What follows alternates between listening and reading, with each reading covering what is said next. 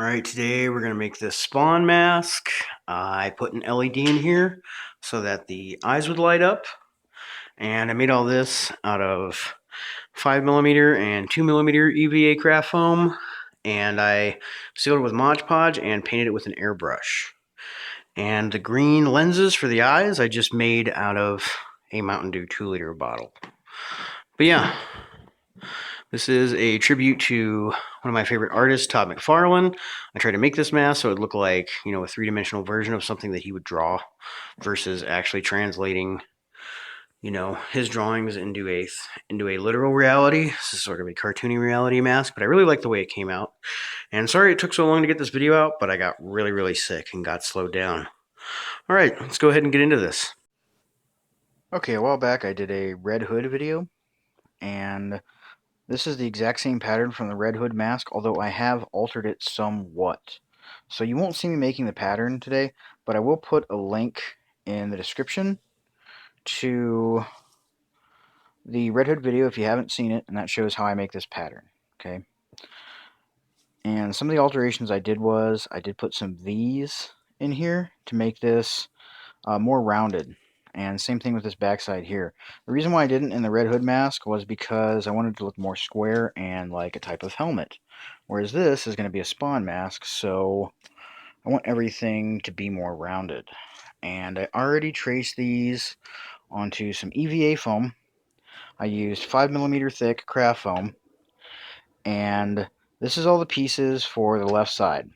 So what I'm going to do next, since I cut these out, is I'm going to flip all these over, and I'm going to trace them again and cut them out of this other foam, and that will make the opposite side of the mask. And from there, first I will glue the V's together, and then all the pieces. Alright, I did also take some photos of this, and I'm going to upload them to Facebook, so you will have that if you wish to download it, so you can just print it out. And as far as like a sense of scale for sizing, this is 12 inches by 18 inches. Okay, so to glue all these V's together, I am going to be using contact cement. And I got this bottle at one point, I think it was like $5-6, but I got this whole huge thing for like $11. And I've had this for about a year. Haven't had any problems with it, but quick safety tip time. You always need to wear a respirator. And sorry if you can't hear me very well right now, because I have a couple different respirators. This one right here is for particles and sanding. I have another one that I'm wearing right now that's for fumes. This stuff is very toxic. I also have my garage door open and another door open from the house with the kitchen window open, which is causing the air to circulate through and out. And that's because this stuff, like I say, the fumes are very caustic. They're also flammable. And I get questioned a lot if you can substitute this. You can. You can use hot glue, a hot glue gun, or you can use super glue. Just keep in mind that if you use hot glue, if you need to heat the foam, which I'm going to need to heat this a lot to help take the edges out of it and help make it look more rounded, because this is, it's going to be a spawn mask. The hot glue, when you heat it, can, loosen right back up and come apart. So keep that in mind. And if you want to use super glue, you can use super glue, but it does make the edges a little bit stiffer. It makes that a little harder, I feel, to get the roundness in it. And I think it does make it a little easier to sand when you have the super glue and get it smooth, but my main thing that I prefer is contact cement. And contact cement is flexible and it's pretty easy to use. And the nice thing is I can do a whole piece and then just put it together. The problem is there's no work time with this. So once you start sticking it together, if it's off, it's off. You can either live with it or start over. So first thing, contact cementing all the V's on all the patterns. Alright, now that all these are joined, you can see it starts to already help give the foam some curvature along all the edges and stuff, which will make it easier to heat and shape with the heat gun later. Now, next things I'm going to glue together is going to be the two middle pieces. I'm going to glue them together right down the center. Alright, so I glued the two center pieces together, and I also took a heat gun and put some heat on this end here. You can even see my fingerprints in it a little bit. So I got it pretty hot enough that I could bend this over. That's going to help form the structure of the brow area. And I also went ahead and contact cemented the bottom two pieces together. But I'm not going to quite put these two together yet. first what I'm going to do is I'm going to start putting on the side pieces. And these are going to be pretty easy to line up because this cut goes right down the center of the eye.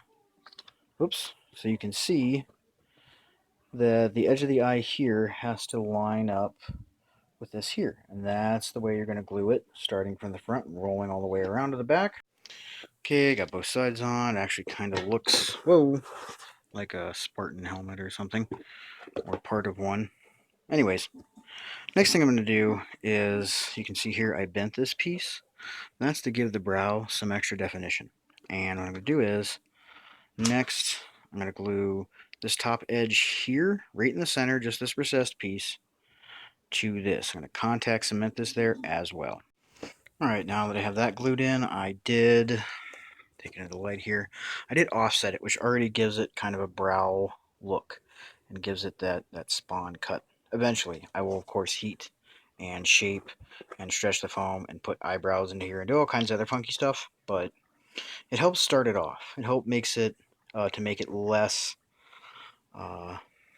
effort to heat and mold the foam.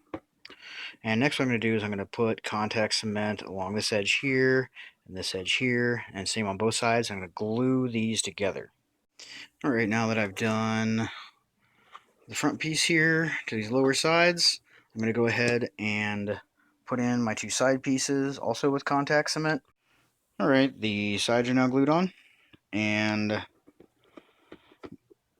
next I'm going to go and start heating this so I can work and smooth out some of these bumps and these seams. Of course, I'm also going to be sanding the seams as well, but you know, it makes it a lot easier to heat it first, sand second. And another thing I did was there was some excess from these patterns all along the bottom here. And all the excess I trimmed off and tried the mask on as well. Once I heat it and shape it more, it is going to fit my head a whole lot better. And however, in the meantime, I need to at least try it on a few times to make sure that it's going to fit. I had to trim off some of this jaw area here, and I had to trim off a little bit of the back, and just even it up in general. But I like the shape of it, so yeah, I'm just going to start heating it and smoothing it out. And how I'm going to do that is I'm going to use this Mannequin Head. I didn't buy this anywhere, it was given to me, and there's no manufacturing stamp or date on it. I mean, it looks handmade, and I kind of think it is pretty old and handmade, so I don't know where to find these. But any sort of circular thing that you can then sit your mask on, and you take your heat gun and you blow it over the areas that you want to smooth out and even out. And if you have something round, like this thing I have, this odd canvas mannequin head, when you heat it, you can use that to help assist you in smoothing everything out and getting the right curvature in areas so it's even on both sides, etc., etc. Alright, so I've been heating this, like I was saying, and putting it on the mannequin head, and using my hand to help smooth and round it out. And you can see it has a much more rounded shape. The other nice thing about this is, when you heat it, you can also stretch and bend the foam. Now, I haven't heated or treated any of this front piece, so this all still has the very sharp angles and edges from the original pattern. But you can see here how this has been all smoothed out and rounded out. And certain areas, like this seam here, you can still see the edge, but we're going to go back through, or I'm going to go back through with the Dremel and sand that out. But you can also hand sand it. But before we get to that, the next thing I'm going to do is start working on this eye area here.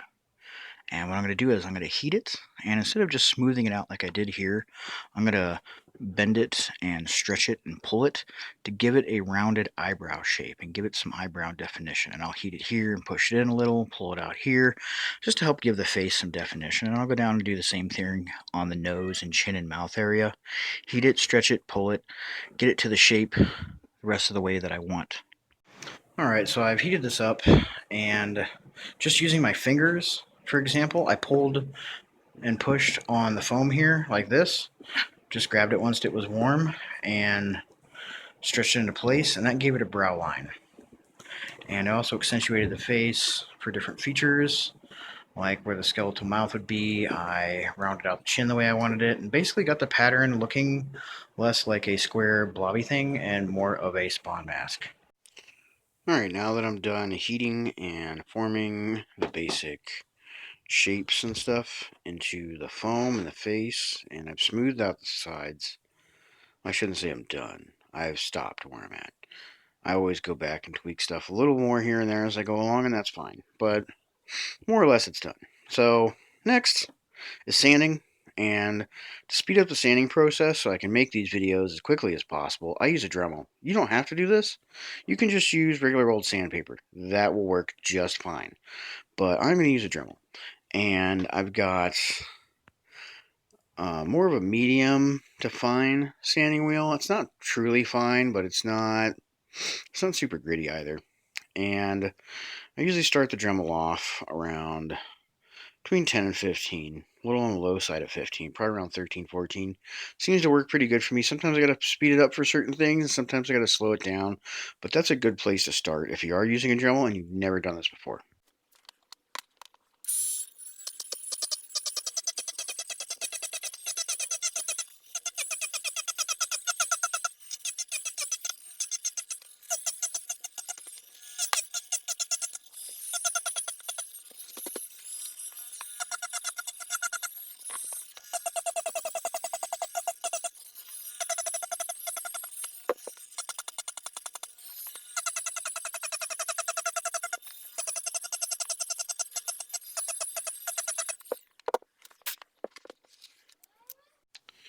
Alright, hopefully the camera can pick all this up. You can see here, just from doing a once over with the Dremel, it's already starting to take that edge from where the two met together off, just by sanding that down. And you can still see the seam has a definite little peak and point over here.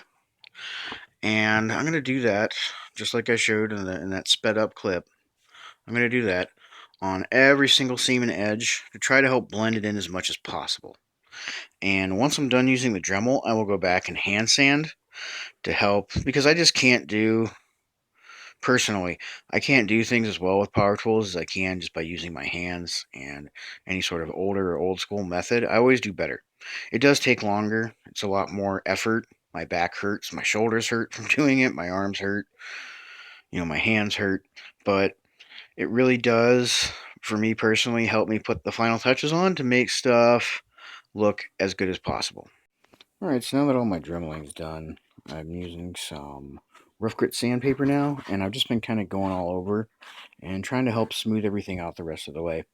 Once I get that done, I'll move on to a 300 grit sanding block to help smooth it out. And I'll do one final pass over it with the heat gun just to help smooth out all these roughed up areas.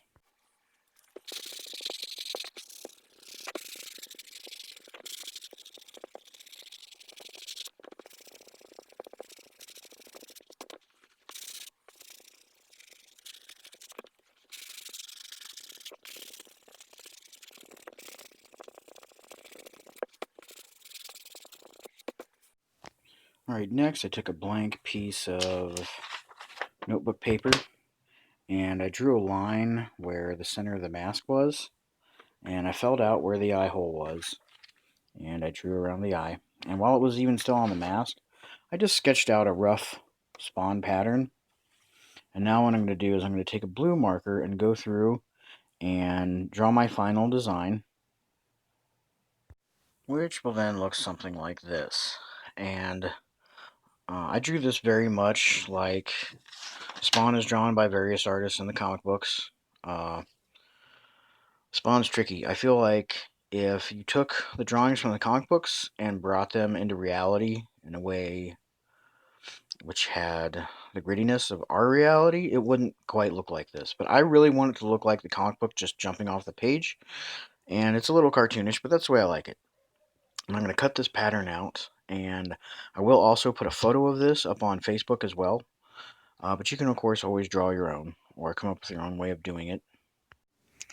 Alright, I cut out the pattern, and now I'm just holding up here to see how it looks. Make sure it's not too big, not too small. Pretty happy with the way it fits. I am going to have to trim a little bit out of the foam under here just to account for the way that I drew and shaped the eye. Yeah, this should look pretty sweet on either side. I did also have to trim a little bit here too to make a little bit of extra room. But yeah, next I'm going to take this and I'm going to trace it out and cut it out 2 pieces. Trace and trace, cut 2 pieces out of 2mm EVA foam to make the accents for the eyes. Okay, I traced and cut out both pieces for the accents over the eyes, and I did this with 2mm EVA foam. It's pretty thin, but it'll still stand up. However, before I try and even attempt to glue these on, I'm going to have to figure out where they're going to go, and I'm going to have to heat them so that they can form to the shape of the mask that I've already heated. So that's going to take a second, because I'm going to go pretty slow and start from the center and work my way up and out and down. Alright, I got the one side glued on here, and it matched up pretty good, and I'm pretty happy with the way that it turned out. And I did use contact cement on this one, and I wasn't super precise with the contact cement. I kind of just spread it over a general area. And I did have to trim this piece to be a little shorter. And the reason I had to just kind of put it over a general area is that it was pretty easy to get some of the basic shapes, but it wasn't exact. So when I was finally gluing it all down, I really had to stretch and pull and press it into place. And then I went ahead and heated over the top, which will help it keep that shape and stay conformed in the shape that I glued it. Alright, next I'm going to go over and just go ahead and glue on the other side as well. Alright, I got both sides glued on, and now I want to cover up some of these seams here before I start to seal and paint it. And to cover them up, I'm going to use a type of silicone. I use this in a lot of my videos, and a lot of people use this. This isn't anything that's unique to me. I saw this on a YouTube video by Raw Customs. You should definitely check that guy's channel out. He does all kinds of cool stuff, and is really, really good. And he's one of the people on YouTube that inspired me to start doing this. And this is by a brand named DAP. The color is white, but it doesn't matter what color it is because I'm going to paint over it. And it's called Alex Plus. And it's an all-purpose acrylic latex caulk plus silicone, 40-year.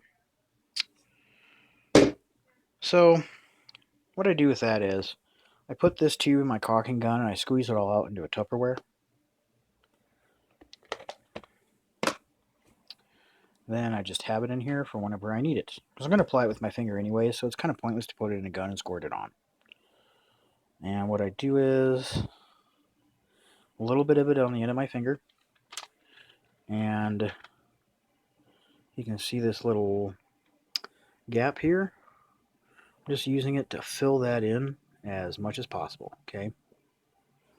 Get a little more on my finger and go right down. And I try not to use too much of this stuff because the more you put on, the more ultimately you have to end up sanding off. But sometimes if the seam's pretty big or there's kind of a hefty gap in it, you kind of have to put a decent amount on. But there definitely is a trick to it, and it's something that you just kind of learn by doing it over and over again. There's a definite slight technical art form to doing stuff like this. So if you're good at sculpting, you do pepakura or anything like that, you should end up coming out with a pretty good looking results right off the rip. If you've never done stuff like that before, you may get the hang of it right away, you may not. But my general advice is do a little bit at a time. And you can see here, I didn't put it on all that thick. I just did just enough to cover that center seam. And I also have a thing of water here. I'm going to dip my finger in that, make sure my finger's nice and smooth, there's no crud on it. And then I'm going to take my wet fingertip and I just run it over this to help smooth this all out. Okay, and once you smooth that out, that'll save you so much time sanding. Now, this stuff is water-based, of course, because it is an acrylic silicone with latex. So, you know, as this stuff dries, it's going to lose some of its heft and thickness just because it's part water and the water is going to evaporate. And that's okay, because if you need to do a second coat and a third coat or whatever, like, you can go ahead and layer it as many times as you need to. But I always feel like it's better to take my time and go a little bit slower and have to do 2 or 3 or 4 coats than to have some big gloppy mess all over my project. So yeah, just a little bit. And then smooth it out with your wet finger and try to even it out as much as possible. It'll save you a lot of sand time and help cover up those seams. Alright, now that I got my siliconing done, I got a 300 grit sand block here. I'm going to use that and just kind of sand down and smooth out all the stuff that I siliconed and all the different seams.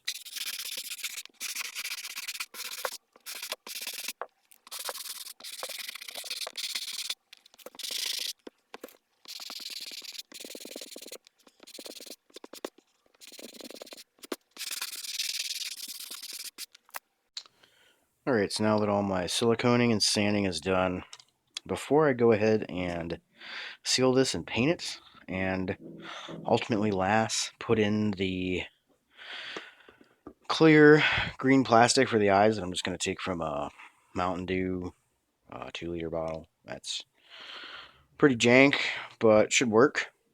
Also want to put a light on the inside, although I haven't been able to go out and get the light yet. I don't know if you can tell by my voice, but I've been really, really sick the last couple days.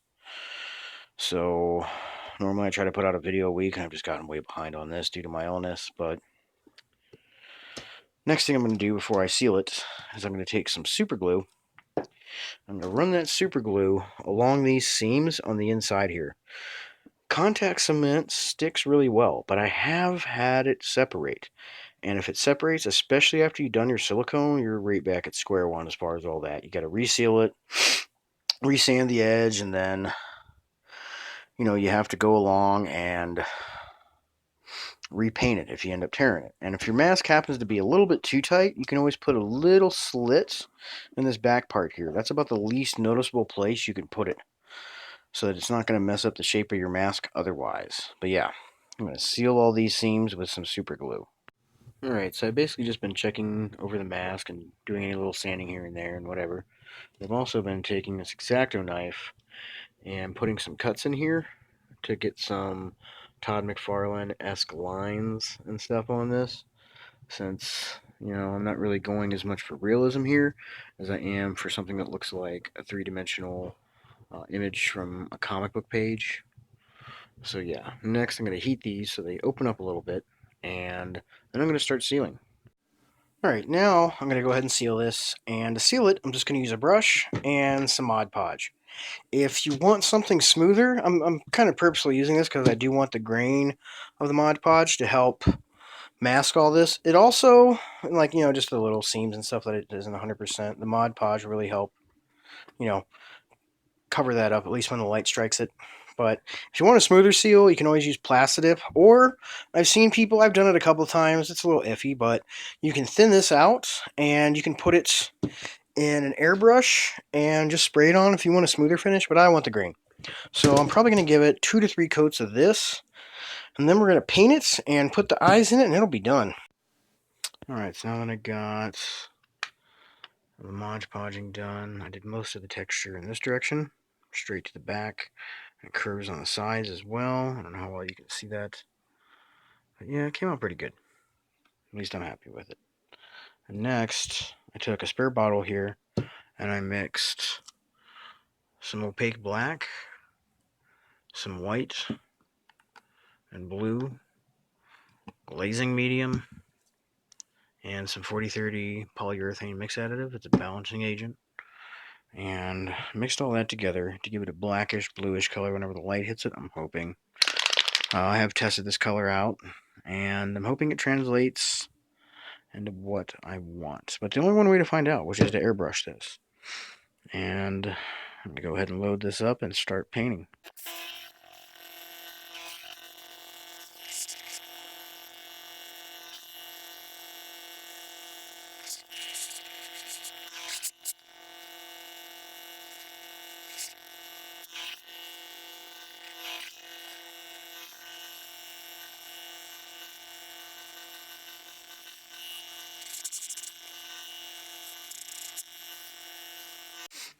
Alright, so here's how it looks after I've painted it. Under a warm light, this is not a cool light like a fluorescent, it is a warm colored light. So that is how the color and the texture came out. I feel like it hid most of the seams really good with the texture right here in the front. On the sides, not so good, but whatever. But yeah, I'm pretty stoked with the way this is coming out so far. So next, I'm not going to use the airbrush. I'm just going to use a brush and a mixture of white craft paint and some Mod Podge. I'm going to go ahead and paint the white areas here with that. And then I'm going to go through with some black to fill in the lines and stuff that I cut in with the X-Acto knife earlier. Alright, and here it is with all the hand painting done. So yeah, next thing to do is I'm going to have to put in the eyepieces. And for the eyepieces here, I have